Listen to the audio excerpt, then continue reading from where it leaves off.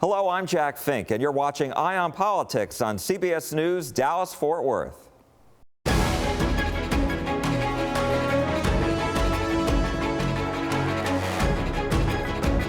2024 race for the White House is now underway, 1 week after the 2022 election. Former President Donald Trump announced he's running for the White House for a third time. But not all Republicans in North Texas who supported him in 2016 and 2020 are backing him right away this time. Please welcome the next President and First Lady of the United States of America.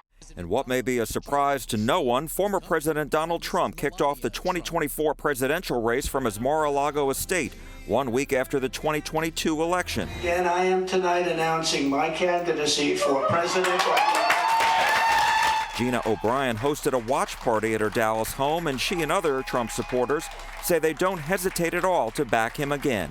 I think he's the best president we've ever had, and I want him back. We had more success in one little 4-year period than we've had in any administration in my lifetime. But support for Trump isn't automatic this time. Some elected Texas Republicans and a local party leader say the former president needs to compete in the primary like every other candidate.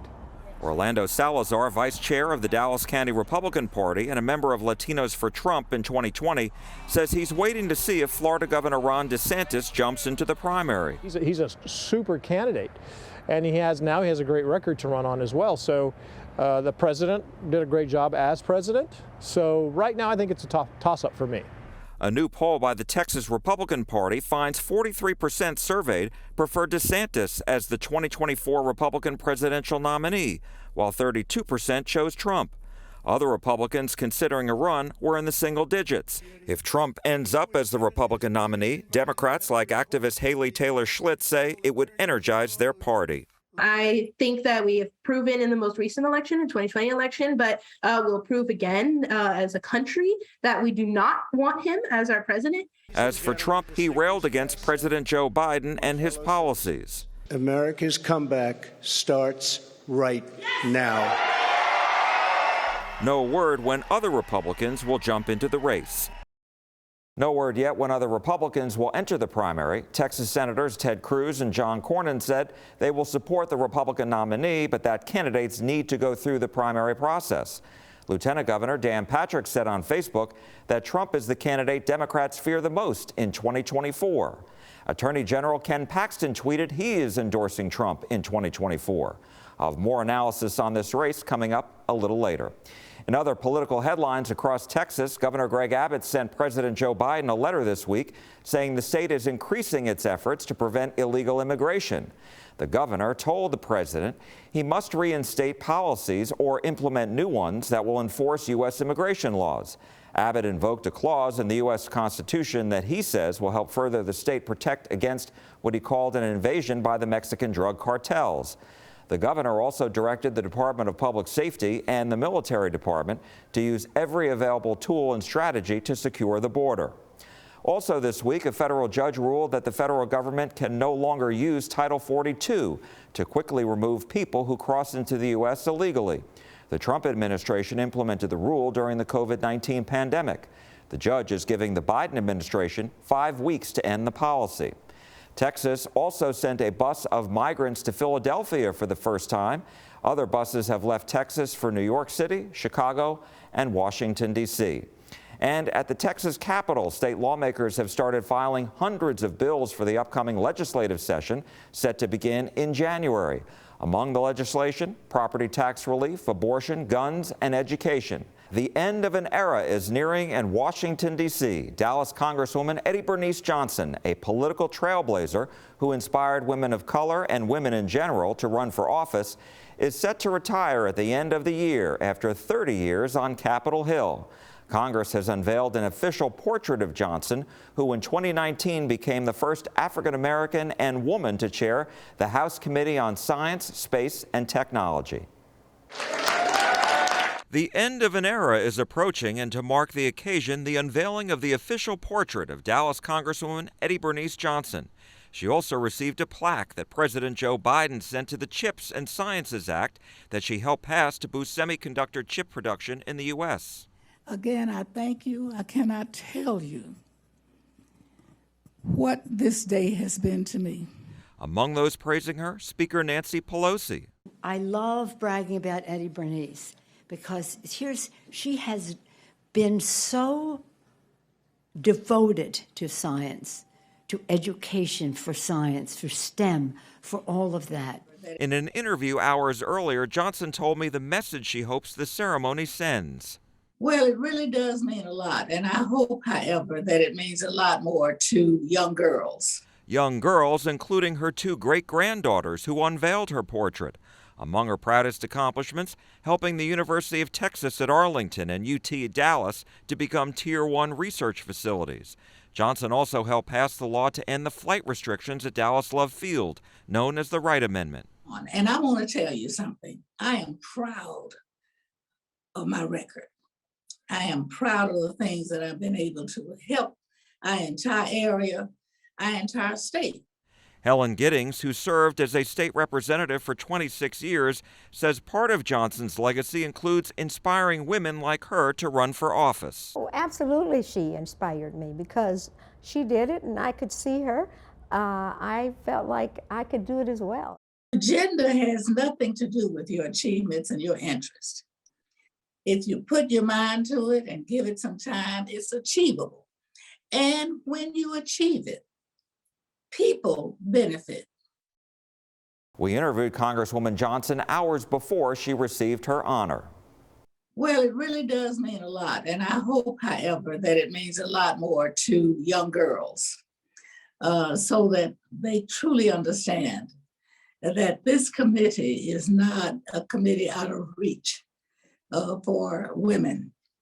And science, research, STEM education, as I said, is still the forefront of our future in this nation. And so I hope it'll impact some young people. As a matter of fact, I have 2 great-granddaughters unveiling it today to show them as well that opportunities are there. And take hold. Make sure you're part of the future. To be part of the future of this nation, you have got to have some orientation and some participation in STEM fields. And you mentioned your family, and I'm wondering, to you personally, having your family there, how important is that to you, and who else may be attending today that you're very pleased about having? I'm very pleased about having everyone who is coming. There will be major contributors to the portrait because we have to raise the money to get it done. And the largest contributor was Ross Perot Jr. He will be attending and speaking. There were others, though. It took a lot of people to put all this money together. That's number one. But number 2, people that have been with me from the beginning as a supporter there, as I call on them, will be here joining my family with me. Not nearly as many as I'd love, but as many as we could get to take off and come today. I'm very, very grateful because without that kind of support, I would not have been here almost 30 years. I was going to say, I mean, here you are retiring after just about 30 years in Congress. Has it hit you yet? Not really. I think what's hit me most is moving.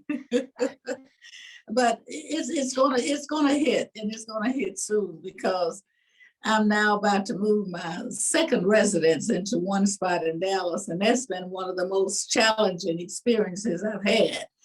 To live in one place here for over 25 years and busy, you don't even remember where you put things. Now you have to go back and you're finding where all the things are, and you cannot put all of this in one house. And so the challenge is, what do you do with it? And so we're working ourselves through that. And I'm very grateful to my son for taking off and coming here and just being of great support for things that I need, but mainly moral support. If I could just wave a wand and get that over, I'd be extremely satisfied. This must be a very emotional time for you. It is emotional. I don't know what I'm facing. I've never retired before. I'm long past retirement age, but I don't see myself not being involved in something, not a paying job necessarily, just something to keep me viable. I had an hour conversation with my first president here, President Clinton, on yesterday. He couldn't be here today, so he called and we talked and laughed and carried on for an hour. And he was telling me what he wanted me to do. And I agreed with him that we both needed to do that, and that is to educate young people and to work with young people, and some not so young, about preserving our democracy. And I think a lot of people may not realize, certainly by looking at you, you would never know you're 86 years old. Yeah, the body knows it. But I appreciate that compliment. I have enjoyed relatively good health. I've tried to give a little bit of attention with exercising along the way. I have to admit that I do have arthritis, which is has been influenced by a kind of a fragile bone situation where I have to take lots of calcium. But I feel very fortunate because other than that, I enjoy good health, clear mind, and all I have to do is click myself into this work and I'm right back like I'm not retiring. I'm not quite over yet, but it'll be soon. It is a task that I have never taken on before, and obviously it's new. It's emotional. It hasn't really hit me yet that I won't be getting up every morning about 5:30 to go to the gym and then rush to go to the Capitol, but it will, and it will soon. I wanted to ask you, what are your proudest accomplishments for your constituents in Dallas and the North Texas area as a whole? Gosh, there are so many things, and I think many of them, the people probably in general don't even realize it yet, but I have really been pleased with being a part of making two major universities become research universities, University of Texas at Arlington, University of Texas at Dallas, bringing our medical school and our beautiful private public hospital system to where it is. And the research of which we have going and what has been stimulated with private investment has been something I never imagined that I could touch. And I'm just extraordinarily pleased about that. In addition to that, every area that I could touch that had jurisdiction here, many things that people want you to do, like the housing and the streets, and which is all local. But the federal end of things that I could touch here, I will tell you, I have touched as many spots that I could touch. I have researched, and I have tried to make sure that whatever I could do, I would try to do that. And I think as we review that in my history review, that will be revealed. I wanted to ask you, I mean, some things that I was reading as far as your involvement in the Wright Amendment, making that go away, DART, and then also actually moving the flood control project away from the area in Arlington that is now home to AT&T Stadium. Is that all right? Yes, we were able to do a lot of that. Offer drinking water ability for areas. Many of our smaller areas could not afford the drinking water until we made it more affordable. The stadium is there because we were able to get the money to stop the flooding. It really goes on. And I want to tell you something. I am proud of my record. I am proud of the things that I've been able to help our entire area, our entire state achieve. I lost no time in attempting to help wherever I could. I'm not always pleased with the way my state does things, but I love my state, and I'll do whatever I can to make it a better state. I know I'm on limited time, so I just wanted to ask you two other questions. And that was, you are a pioneer and a trailblazer. You became the first woman to lead the Texas House Committee, the Labor Committee, and you were elected as the first nurse in Texas House, the Texas Senate, and Congress. And so I'm wondering, you brought it up a little bit about girls before in science, but what about your legacy as it relates to inspiring other women to run? I hope I've been able to do that. I will continue to do that because I want the women to just take the time to sometimes even compare some of the differences in what one woman has done compared to many men. And it's not trying to put anyone down. It's trying to say to women, yes, you can. Put your mind to it, as my father used to say all the time, put your mind to it and you can do it. And that's what I've tried to do. And that's what I want my message to the young women to be. Your gender has nothing to do with your achievements and your interests. If you put your mind to it and give it some time, it's achievable. And when you achieve it, people benefit. You're going to run into jealousies. You're going to run into resentments. That's all a part of the landscape. Don't let it stop you. Just keep focused. Don't be distracted with the little stuff. Keep your mind on your goals and you can achieve them. And I did want to ask you one last question, and that is about the House, the next Congress, going back to a Republican majority, and the fact that Speaker Pelosi obviously is not going to be Speaker anymore in the next Congress, but she is going to be announcing her future as whether she stays in party leadership. I'm wondering if you have a thought about her as well. Nancy Pelosi is a very brilliant leader. I'm certain that she will make a wise decision for herself. I think that her leadership has been extraordinary. And it shows that a woman really can be a strong leader. As my father would say, when you put your mind to it, you can do it. I have been here almost 30 years. I've been in a majority, 10 of those 30 broken. My first 2 years when President Clinton was in, we won a majority, and then we lost it after, I'm told, 43 years. Then the last term of President Bush, the first term of President Obama, and the last 4 years are the only times I've been in a majority. If you focus on your responsibilities, certainly whether you're not in a majority or not will sometimes make a difference, but it does not keep you from achieving.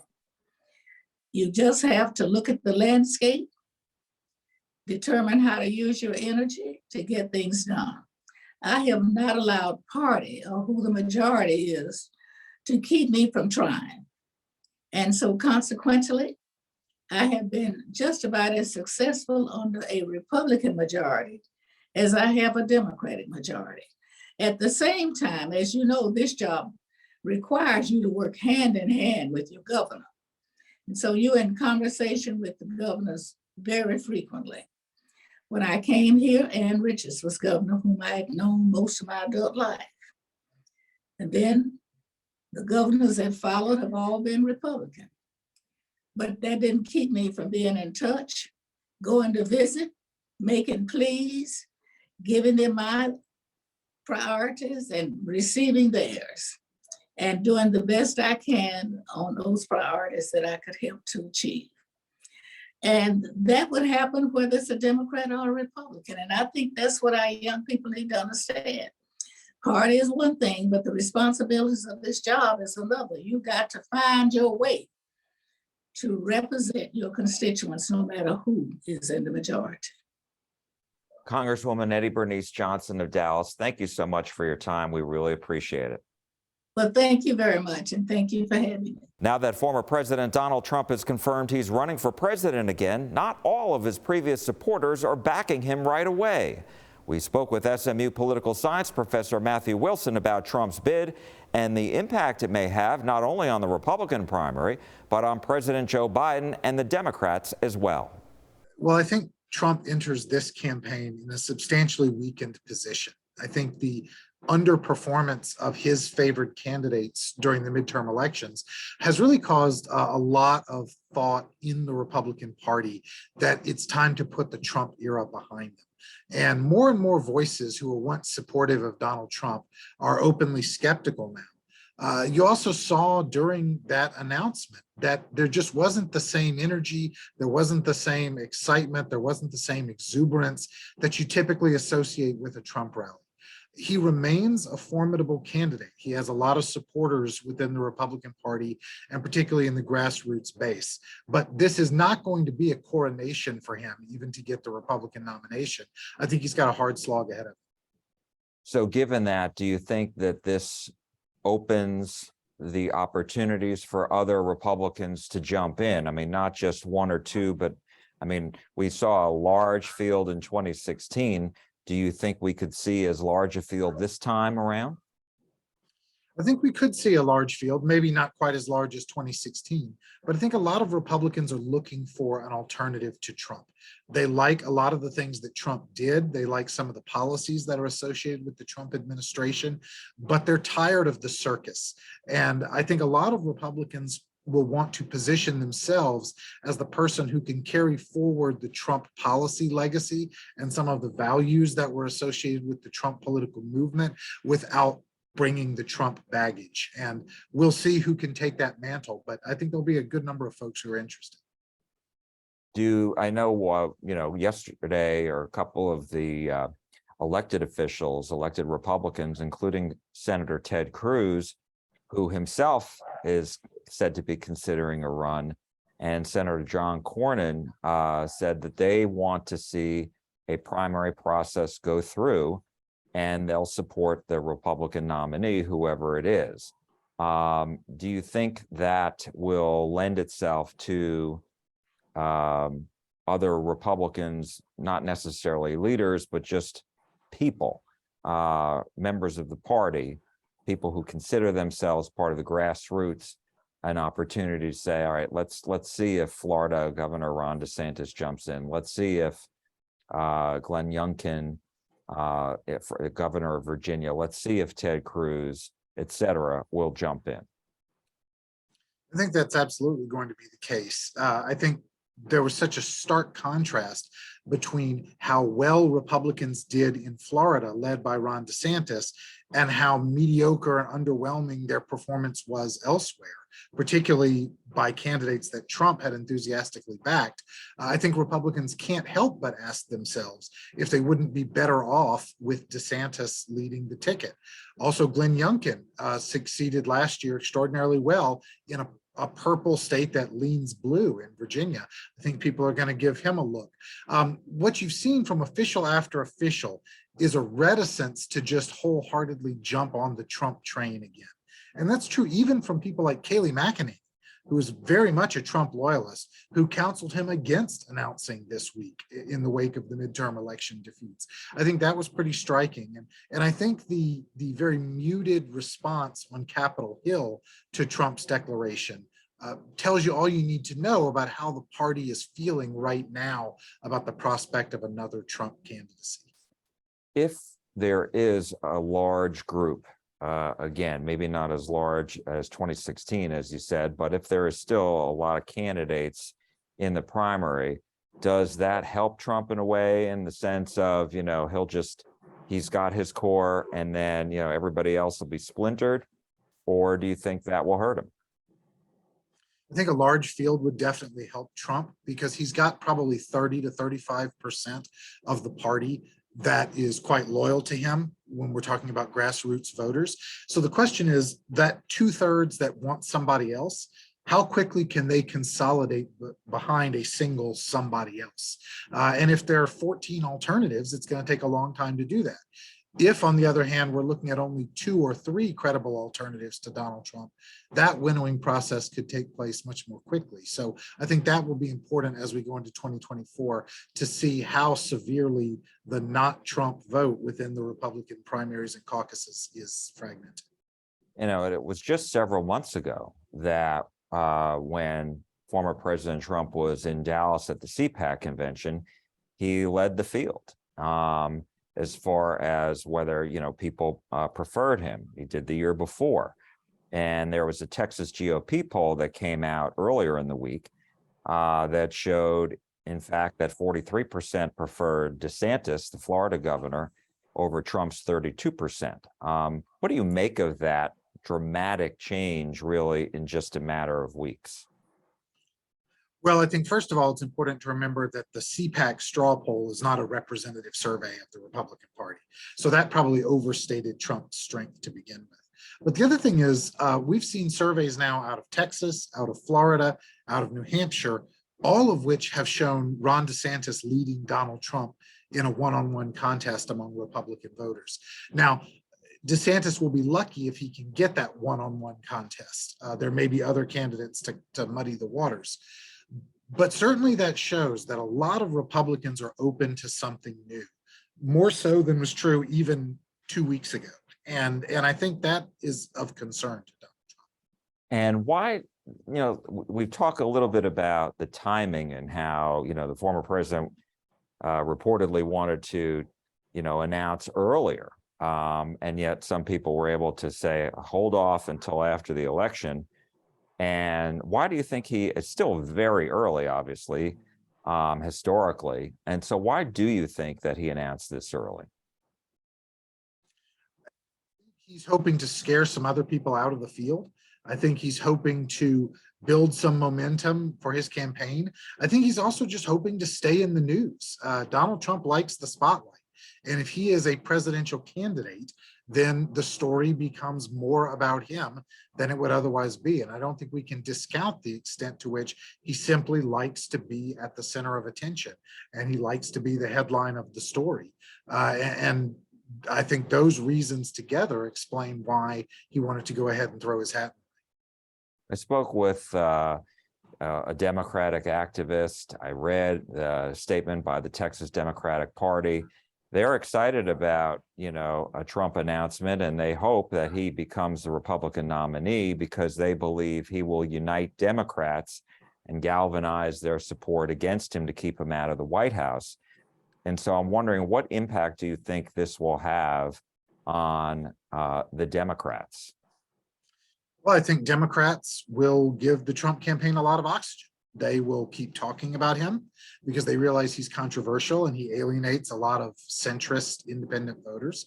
I think Democratic officials, I think those in the media who are sympathetic to Democrats and Democratic perspectives will talk about Trump a lot, probably more than conservative media. It's actually pretty clear now that a lot of conservative aligned media have downplayed Trump and are ready to move on from Trump. So it will be ironic that if the biggest media boosters and the biggest PR agents for the Trump campaign end up being people who lean to the left. It will be cynical. They'll be doing it because they perceive him as weakened and easier to beat. But I think there's a good chance that that's what we see. And then the other question I had as far as the Democrats is, what impact do you think the Trump candidacy will have on President Joe Biden's decision on whether he runs for a second term? He already beat him once. I think if Trump appears likely to be the Republican nominee, it probably increases somewhat the likelihood that Joe Biden will run again. The irony here is that I think each of those men may look at the other as the only opponent that he could really beat. That is, Trump may look at Biden as the person who I might be able to beat in a rematch. And Biden looks at Trump and says, well, if that's the alternative, then people are going to come crawling back to me. we'll see which of them is right, if in fact that turns out to be the matchup. But I do think that if Biden thinks Trump is the opponent, it does increase his likelihood of seeking another term. And my last question to you is on timing, because it has been reported that Florida Governor DeSantis may wait until May to announce, until the end of that state's legislative session, to jump into the race for the White House. Does President Biden have that much time to wait before signaling whether he will run for re-election, or is there going to be pressure on him from other Democrats to, get into the race and announce sooner? I think the deadline and the timetable for announcing a serious run for the presidency is probably next summer, summer of 2023. That is the year before the actual presidential contest. Of course, people would like to know sooner. Others in the Democratic Party are going to be champing at the bit to know whether there's a clear field or not. And so there will be some pressure on Biden to make a decision, but ultimately he can do what he wants. He's the president of the United States. If he wants to wait longer to make a determination, he can do that. But I suspect that by next summer, that is within the next 6 months, he'll send a pretty strong signal one way or the other. That's all for Eye on Politics this week. Thank you for joining us. I'm Jack Fink. You're watching CBS News, Dallas-Fort Worth.